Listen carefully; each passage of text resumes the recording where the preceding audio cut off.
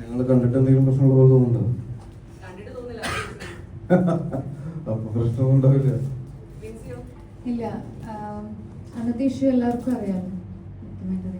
ഞാനത് അഡ്രസ് ചെയ്തത്. അത് കുഴപ്പമില്ല. അപ്പോൾ ഇതിൻ്റെ ഒരു കാര്യം പറയുകയാണെങ്കിൽ എനിക്ക് എന്തുകൊണ്ട് അതങ്ങനെ മൂവ് ചെയ്യേണ്ടി വന്നു എന്നുള്ളതിൻ്റെ ഒരു ചെറിയൊരു കാര്യം. ഇപ്പം ഷൈൻ ചേട്ടൻ സിനിമയിലോട്ട് വരുന്നത് കമൽ സാറിൻ്റെ അല്ലേ? അല്ല, കമൽ സാർ ത്രൂ അല്ലേ? അതേപോലെ ഒരു കാലത്ത് ഞാൻ +2 പഠിക്കുന്ന സമയത്ത് വിജയമാത സ്കൂളിൻ്റെ മുന്നിൽ എനിക്ക് ആദ്യമായിട്ട് എനിക്ക് അഭിനയിക്കണം എന്ന് പറഞ്ഞ ഒരു ആർട്ടിസ്റ്റ്, മുന്നിൽ കണ്ട് പറയുന്ന ഒരു ആർട്ടിസ്റ്റ് ഷൈൻ ചേട്ടനാണ്. അങ്ങനത്തെ ഒരു സ്റ്റോറി ഉണ്ട്, ആർക്കും അറിയില്ല. അപ്പോൾ എൻ്റെ മുന്നിൽ വന്ന് നിൽക്കുന്ന ഒരു ആദ്യത്തെ ഒരു ആർട്ടിസ്റ്റാണ്. ആൻഡ് യെസ്, അപ്പം അത് നമ്മൾ പേഴ്സണലി ഞങ്ങളൊരു ഇടവകക്കാരൊക്കെയാണ്. അപ്പോൾ നമുക്കത് ഒരു സ്പെഷ്യലായിരിക്കും. പേഴ്സൺ എന്ന് പറയുന്നത് സ്പെഷ്യലായിരിക്കും. പിന്നെ പോകെ അദ്ദേഹത്തിൻ്റെ ഉയർച്ചകളും കാര്യങ്ങളൊക്കെ നമ്മളെ ഭയങ്കരമായിട്ട് ഒരു ആർട്ടിസ്റ്റ് എന്ന നിലയ്ക്കും മുന്നോട്ട് പോകുമ്പോൾ ഭയങ്കരമായിട്ട് ഇൻഫ്ലുവൻസ് ചെയ്തിട്ടുണ്ട്. ഞാൻ ഓരോ സ്റ്റേജിൽ മുന്നോട്ട് പോകുമ്പോഴും അത് ഇൻഫ്ലുവൻസ് ചെയ്തിട്ടുണ്ട്. അന്ന് അദ്ദേഹം ചെയ്ത അന്നയും റസൂലൊക്കെ ചെയ്തിരിക്കുന്ന സമയമാണ് എൻ്റെ ഓർമ്മയിൽ എന്നോട് സംസാരിച്ചിട്ടുള്ളത്.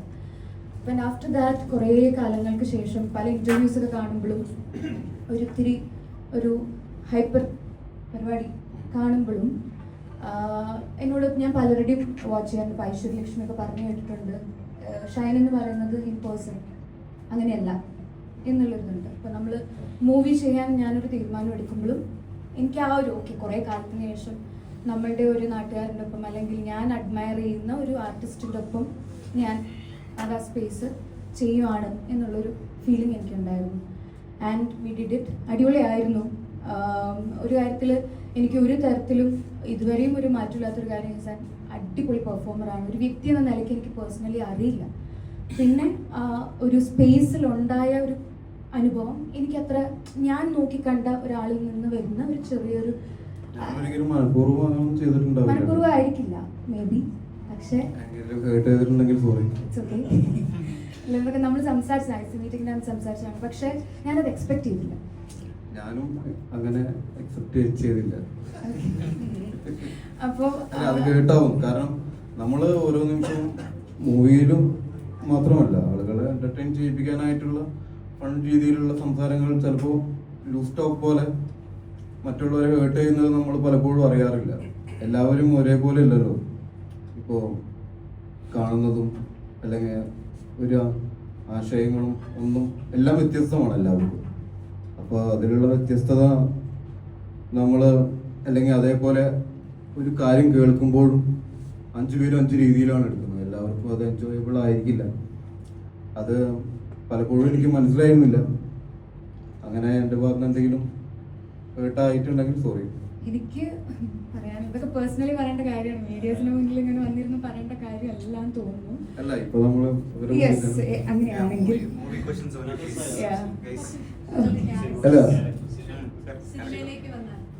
അല്ല വിൻസി പറയട്ടെ.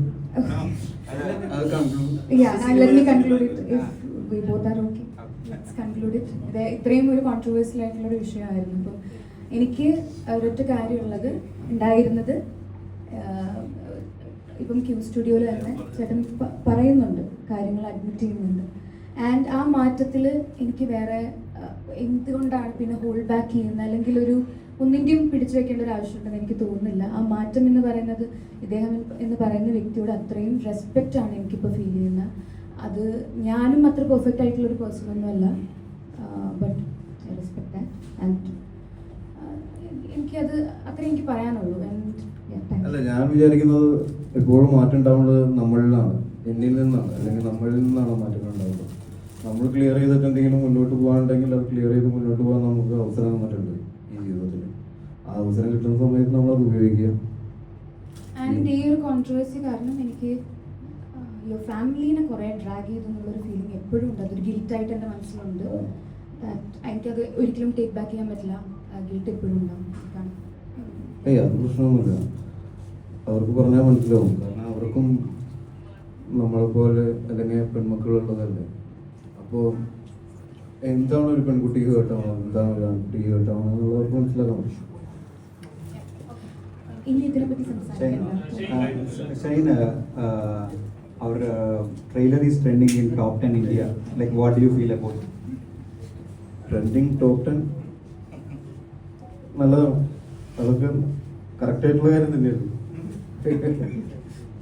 നിങ്ങളെല്ലാവരും ട്രെയിലർ കണ്ടിരുന്നോ? അതില് യൂജിൻ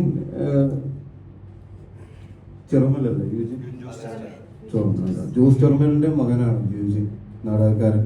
സ്വന്തമായിട്ട് നാടകങ്ങൾ എഴുതുകയും ചെയ്യുകയും ചെയ്തിരുന്ന വ്യത്യസ്തനായ ഒരു വ്യക്തിയാണ് ജോസ് ചെറുമൽ. യൂജിൻ ഇങ്ങനത്തെ ഒരു സംഭവം എന്ന് പറയുന്ന സമയത്ത് എനിക്കിതിൽ ഏറ്റവും അട്രാക്റ്റീവ്